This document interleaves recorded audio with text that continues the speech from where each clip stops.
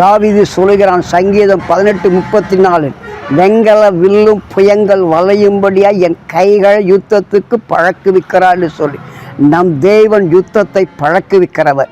வெண்கலம் போன்றதான சாத்தானுடைய போராட்டங்கள், அவமானங்கள், நிந்தைகள், குடும்பத்தில் வருகிற பிரச்சனைகள், தனிப்பட்ட வாழ்க்கையில் வருகிற பிரச்சனைகள், படிப்பில், ஊழியத்தில் வருகிற வெண்கலம் போன்று உறுதியாக இருக்கிற எல்லாவற்றையும் உடைக்கும்படியான உன் கைகளை பழக்குவிக்கிறது மாத்திரமல்ல, அதில் விடுதலை கொடுக்கிற தேவனாக இருக்கிறார். என் தேவ ஜனமே, தேவ அருமையான ஊழியக்காரர் அகிதோ, சல்வா, தொபியா, பார்வோ, கிர்கார், ஏவியர், எபோசியர், பிள்ளை, சூனியம், மாந்தல், ஏவர், பிசாசின் கீர்கள் எவைகளும் உன் வாழ்க்கையில் வந்து தாக்கினாலும், உனக்குள் இருந்து வேதனைப்படுத்தினாலும், குடும்பத்துக்குள்ளே உன் பிரச்சனை உண்டு பண்ணினாலும், கர்த்தரை நோக்கி நீ கைகளை உயர்த்தி ஜெபிக்கும் பொழுது அந்த வெண்கல வெள்ளங்களுடைய பழக்கிற வல்லமின் கரம் உன்மேல் இறங்கி வந்து தேவ உனக்காக யுத்தங்களை பண்ணி அந்த வெண்கலத்தின் பிரச்சனைகளை, போராட்டங்களை, அவமானங்களை, நிந்தைகளை எடுத்துப்பட தேவனோடு கூட இருக்கிறார். தொடர்ந்து தேவனுக்குள் மேற்கொண்டு கைகளை உயர்த்தி ஜெபித்துப்பார். கர்த்தரோடு உறவாடு, கர்த்தரோடு முழங்கால் பண்ணிட்டு கர்த்தரை நோக்கி பார். உனக்காக யுத்தங்களை ஓய பண்ணி வில்லை உடித்து